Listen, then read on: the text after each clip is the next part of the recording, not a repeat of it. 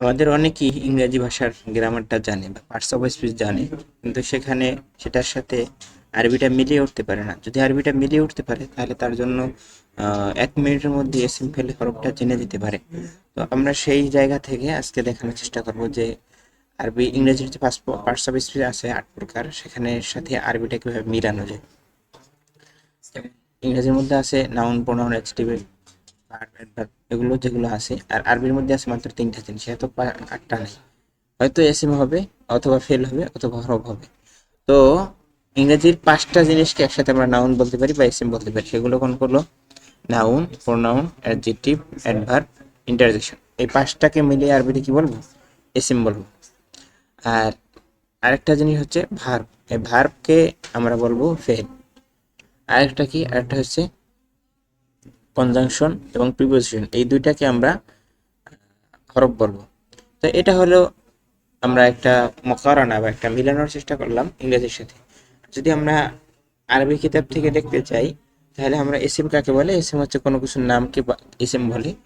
আর fail কাকে বলে? কোনো কাজকে, কোনো কামকে। আমরা বলি নামকে নাম এসএম বলে, আর কামকে, অর্থাৎ বরিশাল অঞ্চলের কাম মানে কাজ, কোনো কাজকে ফেল বলে। আর এ নাম কামের বাহিরে যা আছে সেগুলো কি কি বলে? হরফ বলে। অর্থাৎ এটাকে যদি আমরা সংজ্ঞায়িত করি, তাহলে এসএম হচ্ছে ওই জিনিস যা নিজের অর্থ নিজে প্রকাশ করতে পারে কোনো সাহায্য ছাড়াই, এবং তার মধ্যে কোনো টেন্স থাকে না, অর্থাৎ প্রেজেন্ট, পাস্ট, ফিউচার এরকম থাকে না, সেটাকে এসএম বলে। আর ফের হচ্ছে ওই জিনিস নিজের অর্থ নিজে প্রকাশ করতে পারে, কিন্তু তার মধ্যে টেন্স থাকে, প্রেজেন্ট, পাস্ট, ফিউচারে কোনো একটা টেন্স থাকে। এখানে টেন্স থাকে না, যেমন টি নট, এখানে টি কারেকশন চিহ্ন। আর হরফ হচ্ছে ওই জিনিস যা নিজের অর্থ নিজে প্রকাশই করতে পারে না, অর্থই মিনিংই প্রকাশ করতে পারে না, প্রকাশ করতে পারে আংশিক, পূর্ণাঙ্গ না। ঠিক আছে? আর তার মধ্যে কোনো কালের সম্পর্ক থাকে না। আর এখানে আমরা যদি বই থেকে পড়ে শোনাই আপনাদেরকে, তাহলে এটা এভাবে হতে পারে।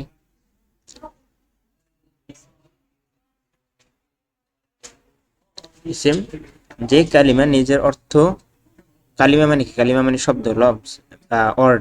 যে অর্ড নিজের অর্থ নিজে প্রকাশে স্বনির্ভর, অর্থাৎ আরেকজনের উপরে ডিপেন্ডেন্ট না, সেই অর্থটি কোনো কালের সাথে, মানে কোনো টেন্সের সাথে, প্রেজেন্ট, পাস্ট, ফিউচারের সাথে সম্পর্ক রাখে না, ধারণ করে না, তাকে ইসিম বলে। যেমন নোমান, খালিদ, রশিদ, ফাতেমা, আবু বকর, এগুলো সবগুলো কি ইসিম। ফেল কোনগুলো? ফেল হচ্ছে যেটা দ্বারা কাজ বোঝায়, নিজের অর্থ নিজে প্রকাশ করতে পারে, কোনো টেন্সের সাথে সম্পর্ক রাখে, ফেল কি বলে? প্রেজেন্ট, পাস্ট বা ফিউচার, সেগুলোকে ফেল বলে। যেমন ফেল কাকে বলে? ফেল হচ্ছে ওই জিনিস যে কালিমা নিজের অর্থ প্রকাশে স্বনির্ভর, অর্থাৎ নিজের অর্থ নিজেই প্রকাশ করতে পারে, একজনের ধারে যাইতে হয় না। সে অর্থটি একটা টেন্সের সাথে সম্পর্ক রাখে, অর্থাৎ একটা টেন্স ধারণ করা, হয়তো প্রেজেন্ট হবে, অর্থাৎ পাস্ট হবে, অর্থাৎ ফিউচার হবে, তাকে কি বলে? ফেল বলে। যেমন জাহাবা, সে চলে গেছে বা গিয়েছে। ইয়াকতুবু, সে এখন ইয়াকতুবু, সে এখন লিখতেছে বা লিখবে পরবর্তীতে, অর্থাৎ প্রেজেন্ট অথবা ফিউচার হতে পারে। আকালা, সে খেয়ে ফেলেছে। তাহলে এইগুলো কি বলবো? আমরা ফেল বলবো। আর হরফ বলবো কাকে? এসএম এবং ফেলের বাইরে যা আছে সব তাকে হরফ বলবো। যেমন আমরা যদি এখানে যাই নিচে, হরফ কাকে বলে? হরফ হলো ওই জিনিস যে নিজের অর্থ নিজে আংশিক প্রকাশ করতে পারে, সম্পূর্ণ প্রকাশ করতে পারে না। আমরা পরে শোনাই, যে কালিমা অন্য শব্দের সংযুক্তি ব্যতীত স্পষ্টভাবে নিজের অর্থ নিজে প্রকাশ করে না, অর্থাৎ অস্পষ্টভাবে করে। অর্থাৎ আমরা জানি, যেমন উদাহরণ দেখলে বুঝবো, সুম্মা মানে অতঃপর, অ মানে এবং, এবার মিন বা মান, দুইটারই অর্থ ভিন্ন ভিন্ন। মিন মানে থেকে, মান মানে কে, ইলা মানে দেখে। এগুলো আমরা অর্থটা শুনলাম, কিন্তু এই অর্থটা আসলে কি ফায়দা দেয়, উপকার কি এটা? সুম্মা মানে অতঃপর, কিসের অতঃপর? ও মানে এবং, কিসের এবং?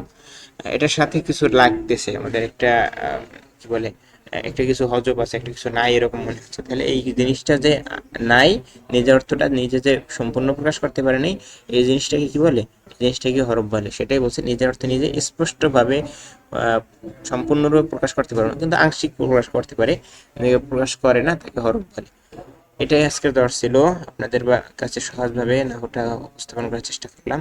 সাল্লাল্লাহু আলা মুহাম্মদ ওয়া আলা আলিহি ওয়া সাহবিহি ওয়া সাল্লাম। আসসালামু আলাইকুম ওয়া রাহমাতুল্লাহি ওয়া বারাকাতুহু।